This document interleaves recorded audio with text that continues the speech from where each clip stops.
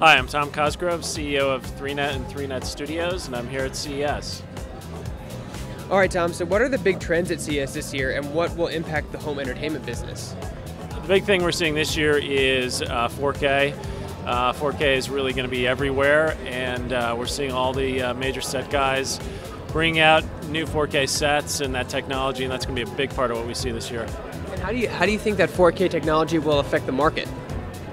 Well, I think it's early days for 4K for sure, but I think we're going to see a lot of the CE guys come out aggressively, really make that a big push, and I think we're going to see that. I think we're going to see that pace pretty quickly, and I think we're going to start to see sets introduced from a pretty wide variety of CE guys in the next year. And how much consumer confusion could 4K add to the HD and 3D TV market?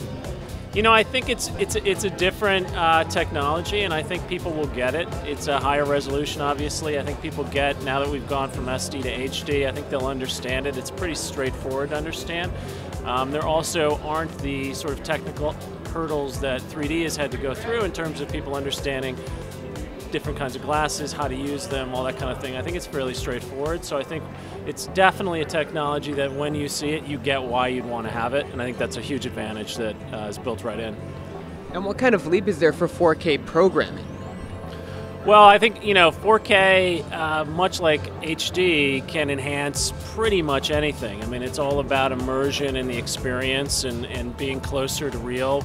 That's what 3D does, that's what 4K does, and that's what 4K 3D will do as well. So I think it's a similar sort of experience that you're getting, increasing and much more depth and perception and immersion in the product. And when will the price points become a mass market for this tech? I don't know, but I think it should follow similar to, I think, what we saw with HD. So obviously we're seeing some price points that are incredibly high right now. That's going to change over time, and I think it'll change pretty rapidly. We're already seeing some things, and we'll see some things, I'm pretty sure, here at CES with price points that are expensive, but not out of control expensive. And so I think we'll continue to see a pretty fast decrease in the price points over the next year or two. And can networks film in 4K and 3D simultaneously? We can, and we're doing that now, actually. We're shooting, what we're doing at 3Net and 3Net Studios is shooting shows in 4K, 3D, 4K, 2D, and then we're able to pull HD, 3D, and HD 2D out of those as well. So we're able to shoot in all the different formats and really future-proof our content for the future as 4K rolls out more aggressively down the road. What are your thoughts on 3D TVs in the home marketplace? Well, I think we're now past that sort of initial hype cycle. There was, a lot of noise early on a few CESs ago. I think now we've gotten to the point where we're starting to see 3D TVs roll out into the market. Between 20 and 25% of U.S. homes now have a 3D TV. So we're getting to that tipping point, I think, where we're going to see a lot more content coming to the home. We're going to see a lot more people talking about 3D in the home. And what role, if any, will 3D games that come out like Black Ops 2 play in getting people to buy 3D TVs?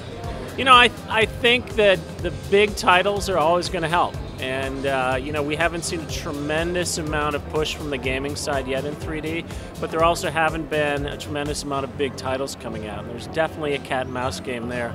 Creating gaming titles in 3D is very expensive, as everyone knows, and so I think there's been a sort of wait and see on the gaming side. I think as we start to see those big titles come out, we're going to see even more big titles come out. We're going to see that sort of start to flow. And what role has confusion with different types of 3D technology, active, passive, played in the death of 3D TVs in homes, at least in the US anyway? Look, anytime you have different technologies, anything that makes the consumer have to ask a lot of questions, it's a challenge, no doubt. I think more and more we're seeing the retail experience improve to the point where the consumers can go in, they're educated when they go in, the salespeople are more educated when they're in the store, and so it's a better experience overall. I think as we get more streamlined, as we see fewer competing technologies in that area, it's going to improve. And then I think obviously when we get to the point a few years down the road of glasses-free auto stereo displays, then it really changes dramatically. And what impact do you think the auto stereo 3D will have on the industry when people can eliminate the need for 3D glasses? Well, I think it'll be huge. I mean, the one consistent thing we always hear over and over again is, I love 3D, I love 3D in the home, but I really don't want to wear the glasses. You know, it's another step. And anytime you have to really do anything as a consumer other than press the button to flip to the next channel, it slows the process down. So I think once we get to that auto stereo, it really opens up a huge potential for 3D as we go forward.